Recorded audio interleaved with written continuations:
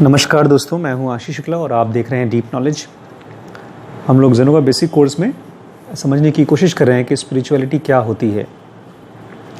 मुझे बड़ी खुशी है कि मैं लाइव आप लोगों से बात कर पा रहा हूं स्पिरिचुअलिटी के बारे में। जब मैंने पहली बार कोई स्पिरिचुअल बुक पढ़ी थी तो मैं क्लास 10th में या 12th में था और मेरे पास ओशो की वो 10 रुपये की बुक आई थी। उसको पढ़ के मुझे बड़ा मज़ा आ रहा था, तो मैंने मतलब पढ़ाई वढ़ाई बंद करके रख दिया और मैं वही पढ़ता था। तो ऐसे ही था जैसे किसी फिल्म को देखते हैं ना हम लोग, तो फिल्म में जो भी हो रहा है सब अच्छा लगता है, हीरो बनने का मन करता है हम लोगों को। तो ओशो एक तरह से मेरे हीरो हो गए। उनकी बातें वो सब मैं कॉपी करना चाहता था, लेकिन उससे बड़ी दिक्कत आई मुझे। दिक्कत ठीक वैसी आई जैसे कि आपने एक फिल्म देखिएगा, कभी आपको मौका मिले। उसका नाम था गुड्डी। बहुत अच्छी फिल्म थी। ऋषिकेश मुखर्जी एक मेरे फेवरेट फिल्म डायरेक्टर हैं। उनकी सारी फिल्में मुझे बहुत पसंद हैं। उन्हीं की फिल्म है ये बावर्ची, जिसमें कि राजेश खन्ना एक प्रोफेसर होते हैं और बावर्ची का काम करते हैं। वो भी बहुत अच्छी फिल्म है। सत्यकाम उनकी फिल्म है। तो ठीक ऐसे ही एक फिल्म है गुड्डी। गुड्डी है या कोई और है, उसका नाम नहीं याद आ रहा है, शायद गुड्डी है। तो उसमें जो ये है, नहीं गुड्डी नहीं है वो, गुड्डी में तो अमिताभ बच्चन है कोई और, मिली हाँ राइट, गुड्डी है, मिली अमिताभ बच्चन की फिल्म है, राइट।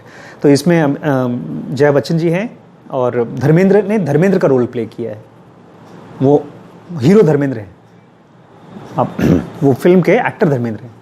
और जया बच्चन एक्चुअली एक लड़की हैं जो स्कूल जाती हैं। उसके हम लोग बचपन में बार बार टीवी पे गाने आते थे। उसमें एक स्टेज पर जो नहीं स्कूल प्रेयर कराते हैं, तो आती थी वो प्रेयर, जब लेट आती थी तो उसको टीचर बुला करके पोडियम पे बुलाकर उससे प्रेयर कराती थी, हमको मन की शक्ति दो, ऐसे करके गाना आता था। तो जब उसकी शादी पक्की होने वाली हुई, जब वो थोड़ी बड़ी हो गई, 18-19 साल की हो गई, उसके बड़े भाई बहन ने, पिताजी ने बोला कि शादी तुम्हारी पक्की होगी और ये भाई साहब हैं, बहुत अच्छी नौकरी करते हैं, इनसे शादी। एक नॉर्मल सा आदमी, उसका नाम नहीं जानता मैं, बहुत फेमस आदमी नहीं था, was well less known actor. तो उससे शादी पक्की हो रही थी। बोलती है मैं आपसे शादी नहीं कर सकती हूँ। तो बोलता है क्यों? बोलती मैंने मन ही मन, अपने मन तन से धर्मेंद्र को अपना पति मान लिया है। हम लोग हंस रहे थे कि धर्मेंद्र को, लेकिन हो गए, बहुत से लोग हो गए ऐसे जो मन से ही ना, बिना मिले ही पति मान लेते हैं, लोगों को भगवान मान लेते हैं, गुरु मान लेते हैं। वो चलिए हम सामने वाले को नहीं मानते हैं, हम अपनी इच्छाओं को उस कांटे पर टांग देते हैं। बाद में बेचारा ये हीरो, उसको अब जो फिल्म का हीरो था जिसको शादी करनी थी, वो गया और धर्मेंद्र से बोला भैया तुम ऐसा करना कि हम लोग नकली प्ले करेंगे, 4-5 गुंडे बुलाएंगे और तुम हार जाना, मैं जीत जाऊंगा, ताकि मैं अपनी बीवी के सामने हीरो बन सकूं, तब जाकर वो शादी करेगी। तो उसको रियलिटी दिखाई गई। एनीवेज अच्छी पिक्चर है, आप देखिएगा। बट मेरा पॉइंट यहाँ पर ये है कि जो स्पिरिचुअलिटी में हमारे जो आइडियाज़ बन जाते हैं लोगों को पढ़ करके, सुन करके, और उस इम्प्रेशन से, जो फर्स्ट इम्प्रेशन होता है मास्टर्स का, उससे हम ढेर सारी अपनी फिक्स थॉट्स बना लेते हैं। उसी में से एक थॉट है ग्रेस का, आशीर्वाद का। और हम फिर आशीर्वाद ऐसे मांगते हैं जैसे कि राशन में खड़े हुए लोग राशन मांगते हैं कि तो हमारा अधिकार है, गवर्नमेंट ने दिया है और तुम हमको दो। और ग्रेस भी लोग ऐसे मांगते हैं, हम तो आपके शिष्य हैं, हाथ जोड़ के खड़े हैं, तो प्लीज़ हमको ग्रेस दीजिए।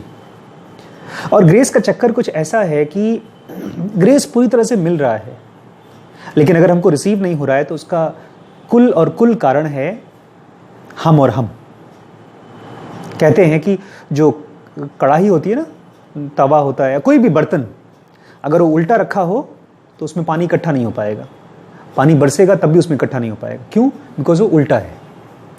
ठीक ऐसे ही जो ग्रेस है ये उस माइंड में नहीं आ पाएगा जो नॉन रिसीविंग है। कैसे मालूम पड़ेगा कि हमारा माइंड नॉन रिसीविंग है, कि हमारा माइंड उल्टा है? हम तो बोलते ना नहीं हम रेडी हैं सर, बताइए। ये माइंड पड़ेगा हमको मालूम पड़ेगा हमारे IESM से। अगर हमारे IESM में लड़ाइयाँ चल रही हैं, शोर चल रहा है और उसमें ढेर सारे प्रॉब्लम्स के बारे में थॉट्स चल रहे हैं, इसका मतलब ये है कि हमारी कड़ाही उल्टी है। और एक कमाल की एक सिचुएशन आती है जिसमें आपको लगेगा नहीं हम सीधे हैं, हम तो स्पिरिचुअल चीज मांग रहे हैं, हम तो ग्रेस मांग रहे हैं, आपसे ग्रेस भी नहीं दे सकते आप। तो अगर आप इस तरह से इमोशनली हो रहे हैं ग्रेस के बारे में, तो भी ग्रेस नहीं मिलता। जैसे एक साइंटिस्ट होता है और वो सूरज से या हवा से या ग्रेविटी से कुछ मांगता नहीं है, उसको पता है मिल रही है, अब मुझे अपना कारोबार बना करके, अपने टेक्निक लगा करके उसको इनकैश करना है। जैसे डैम्स बनाते हैं या सोलर पावर हम लोग बनाते हैं, तो ठीक ऐसे ही ये ग्रेस नाम की चीज़ आ रही है, क्योंकि डॉक्टर सहर जी ने इसमें जिक्र किया है 53rd वाले सूत्रा में उन्होंने कहा है कि कुंडलिनी भी खुल जाती है मास्टर की ग्रेस से। कभी आपको जब आउट ऑफ बॉडी एक्सपीरियंस आएगा तो आप देखेंगे आप हवा में उड़ रहे हैं, तो कहीं ना कहीं वो ग्रेस आपको महसूस, अदरवाइज हवा में कैसे उड़ पाएंगे हम? जैसे ज़मीन पे चल पा रहे हैं ना, ऐसे हवा में उड़ते हैं। ज़मीन पे हम इसलिए चल पा रहे हैं क्योंकि ग्रेविटी है, नहीं तो हम चल नहीं पाते। देखा नहीं है कैसे वो नॉन ग्रेविटी जोन में कैसे लोग तैरते रहते हैं, चल नहीं पाते। तो सहर जी कह रहे हैं कि ग्रेस की मदद से जब हमारा माइंड एकदम क्लियर हो जाता है, माइंड का पॉइज, उसका जो आसन है एकदम शांत हो जाता है, डिस्टर्बिंग नहीं होता, IESM एकदम साथ में काम करते हैं, इनकी आपस में कोई लड़ाई नहीं होती। और जब लड़ाई होती है तो हम खट से उसको ध्यान दे करके उसको शांत करा लेते हैं। ठीक ऐसे ही धीमे धीमे डेवलप होकर के सेक्शन 2 सेक्शन 3 खुलता है और आपका कुंडलिनी खुल जाता है। और एक बहुत ही नई चीज़ बोल रहे हैं यहाँ पर सहर जी, कह रहे हैं कुछ रॉन्ग हैबिट्स और कुछ रॉन्ग क्वालिटीज जो हमारे अंदर हैं वो भी अपना पर्पस सॉल्व कर चुकी होती हैं। इसका मतलब यह है कि अगर हमारे अंदर कोई रॉन्ग हैबिट है, कोई ऐसी चीज है जो हम चाहते हैं कि खत्म हो जाए, वो कुछ सिखाना चाहती है, हम मिस कर रहे हैं। तो सहर जी कह रहे हैं जब आप हायर सेक्शन पे पहुंचोगे तब जाकर के आप समझोगे कि आपके माइंड में या आपकी लाइफ में जो रॉन्ग क्वालिटीज थी या हार्मफुल क्वालिटीज थी, जो आपको एक्चुअली लग रही थी हार्मफुल है और आप सचमुच में हार्मफुल थी भी, वो अपना पर्पस सॉल्व कर रही हैं, कर चुकी हैं बेसिकली। जैसे एक आदमी छेनी हथौड़ी से पत्थर को मारेगा तो चोट लगती होगी, लेकिन फिर बाद में जब मूर्ति तैयार हो जाती है तब मालूम पड़ता है कि छेनी हथौड़ी की जरूरत थी, उस मार की जरूरत थी। तो वही कह रहे हैं सहर जी कि उसका भी यूजफुल पर्पस आपको बाद में मालूम पड़ेगा। जैसे मैं आज आपके सामने खड़ा हूं और मैं अपने आप को, मैं बिल्कुल थैंकफुल हूं। मैं ऐसा कोई भी मोमेंट जो मुझे मार पड़ी हो, डांट पड़ी हो, मुझे घर से पिताजी ने मार करके बाहर निकाल दिया था, वो सारी की सारी सिचुएशन उसका पर्पस था, मतलब उसको मैं इनकार नहीं कर सकता। तो वही सहर जी कह रहे हैं कि सारी हार्मफुल, ये तो खैर बाहर दूसरों की मैं गलती की बात कर रहा हूँ, मेरे भी माइंड में अगर कोई ऐसी गलतियां थी या ऐसी क्वालिटीज थी जिसको मैं गलत मानता हूँ और मुझे बहुत नुकसान हो रहा था, उनका भी अपना पर्पस सॉल्व हो चुका होता है। इसका मतलब समझ रहे हैं? ये कृष्णमूर्ति की भाषा में नॉन जजमेंट होने को बोल रहे हैं, बट बोल नहीं रहे हैं, बोल रहे हैं जजमेंट कहाँ से आएगा यार? जब कोई चीज़ आपके लिए काम की चीज़ थी, जैसे आप जब घर बनाते हैं तो बांस बल्ली लगाते हैं, पता है ना? जब आपको छत बनानी होती है तो टेम्पररी बांस बल्ली लगाई जाती है, वो घर नहीं होता, वो खाली छत के लिए होता है, फिर हटा दिया जाता है। ठीक ऐसे ही कुछ रॉन्ग क्वालिटीज़ हमारे अंदर में हैं जो गुरुज और स्पिरिचुअल लोग बोलते हैं कि गलत है, नहीं होना चाहिए। ठीक है, गलत है, नहीं होना चाहिए, लेकिन उसका भी अपना पर्पस था और वो भी ख़त्म हो चुका रहता है। इसलिए जब भी आपके माइंड में कोई ऐसी चीज़ निकल के आए कि यार ये तो नहीं होना चाहिए मेरी लाइफ में, तो आप ये समझ लीजिएगा उसका भी कोई पर्पस होगा और उसको शांति से प्यार से यही बोलेगा, कोई बात नहीं, अपना पर्पस पूरा करके तब तुम चले जाना। वही सहर जी कह रहे हैं। 55th सूत्रा में कह रहे हैं कि उसके बाद जाकर के एक बड़ी चमत्कारी चीज़ आती है, रैपिडिटी ऑफ एक्शन। अभी तो हम लोग काम करते हैं फिर फल आता है, बहुत मेहनत करते हैं, पता नहीं कब फल मिलता है, लेकिन तब एडवांस स्टेट में जाकर के आपके एक्शन और आपके रिजल्ट में का टाइम गैप बहुत कम हो जाता है, बल्कि नील हो जाता है। बोलते हैं उसके बाद आपकी जो सेंसेस होती हैं, पांचों सेंसेस, केवल आप उसकी मदद से नहीं देखते हैं, आप बिना सेंसेस के भी दुनिया को परसीव कर सकते हैं, किसी भी चीज़ को परसीव कर सकते हैं बिना सेंसेस के, केवल इंटेलेक्ट से। यहाँ पर उन्होंने सेंसेस को बोला गया है, इंद्रियों को बोला गया है, इसकी मेहनत नहीं करनी पड़ती, आपको गधा मजूरी नहीं करनी पड़ती। अभी तो क्या करना, देखना पड़ता है, सुनना पड़ता है, सोचना पड़ता है, ये सब गधा मजूरी है। ये ऐसे ही है जैसे कि आप कोई बोले कि यार 250 आपके पास ब्लॉक्स हैं और हर ब्लॉक में कम से कम 50-50 बॉल्स हैं, तो 50 बॉल्स को 250 बार प्लस करो। कैसे करेंगे प्लस? 250 को 50 बार प्लस करना होगा। अरे जबरदस्ती मल्टीप्लाई, कभी तक इजाद नहीं हुआ है अभी तक मल्टीप्लाई, डिस्कवरी कहाँ हुई है वो तो बात की बात है। अब उनको मालूम पड़ गया। सोचिए जब नहीं मालूम हुआ मल्टीप्लाई, तो ऐसा क्रॉस करना पड़ता है, जिसको नहीं मालूम होता बड़ा मुश्किल चीज़ है, बट आप जानते हैं there is a shortcut for it. ठीक ऐसे ही सेंसेस का काम प्लस लेबोरियस काम, और फिर इंटेलेक्ट का काम मल्टीप्लाई वाला काम, बिना मेहनत के, बिना उसके मियर इंटेलेक्ट से हो जाता है। 56 सूत्रा में सहर जी कह रहे हैं जब आदमी fourth stage of cosmic consciousness पहुंचता है तब वो ओमनीसेंट हो जाता है, वो एक ही टाइम पर सब जगह प्रेजेंट होता है। पता नहीं कैसे होता है, लेकिन एक चीज यहां पर खाली सहर जी ने कहा है, ये किसी भी स्पिरिचुअल बुक में मैं बार बार कहने में थकूंगा नहीं, सहर जी कहते हैं बिल्कुल ओमनीसेंट होता है, लेकिन रिलेटिव टर्म्स में।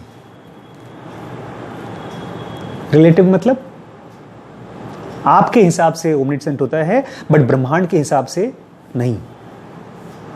अब कोई आदमी, जैसे कोई भी आदमी या कोई एनर्जी हमारे पूरे धरती के चारों तरफ है, तो हम उसको क्या बोलेंगे यार? ओमनीसेंट बोलेंगे यार, चारों तरफ है यार। हवा तो चारों तरफ है, हवा कहाँ है? सब जगह है, लेकिन हवा कहाँ है? जहां धरती है और उसका वातावरण वहीं तक है, उसके बियॉन्ड नहीं है। तो ये पॉइंट में जानबूझ के नोट डाल रहे हैं, ओमनीसेंट तो हो जाते हैं लेकिन रिलेटिव टर्म्स में। यात्रा और दूर भी चलती है, और तब जाकर के यहां पर जब आप ओमनीसेंट होते हैं रिलेटिव टर्म्स में, तब आप पहली बार समझ पाएंगे सोल का और स्पिरिट का डिफरेंस क्या है। क्योंकि ये कोई ऐसी चीज है जो पूरी, याद है एकदम शुरू में, इस किताब के एकदम शुरू में कहा था कि क्या पता मास्टर स्पिरिट इटसेल्फ हो, कोई बहुत बड़ी चीज, बहुत ही बड़ी चीज, और उसका एक पार्ट हो सोल। अभी इसको बड़ा छोटा मत समझिए यार, धरती के चारों तरफ अगर हवा है तो कोई छोटी चीज थोड़ी है, लेकिन रिलेटिव टर्म्स में। तो ये डिफरेंस केवल सहर जी करते हैं, दिखाते हैं। तो क्या करें सर, इसमें हमारे को क्या करना है? तो सहर जी कहते हैं 57 सूत्रा में कहते हैं, जब आपको अपने IESM से जब फ्रीडम मिल जाएगी, तब आपको एक पैशनलेस एटीट्यूड रखना है towards all powers. Passionless attitude मतलब वो एटीट्यूड नहीं जो भाई साहब का है गैजेट्स के लिए। इनका पैशन वाला एटीट्यूड है, नहीं नहीं मुझे चाहिए, मुझे चाहिए, ये मिल जाए तो मैं फटाफट ले लूँ, मेरी दोबारा शादी करा रहे हैं टक्सीडो पहनाने के लिए। नहीं नहीं, अच्छी बात है, इसको बोलते हैं पैशन। और दुनिया में सब लोग बोलते हैं पैशन, बट पैशन किसकी क्वालिटी है? इस IESM की। जब ये शांत हो जाएगा तो हमको पावर्स आएंगे, और पावर बड़ी खतरनाक चीज होती है।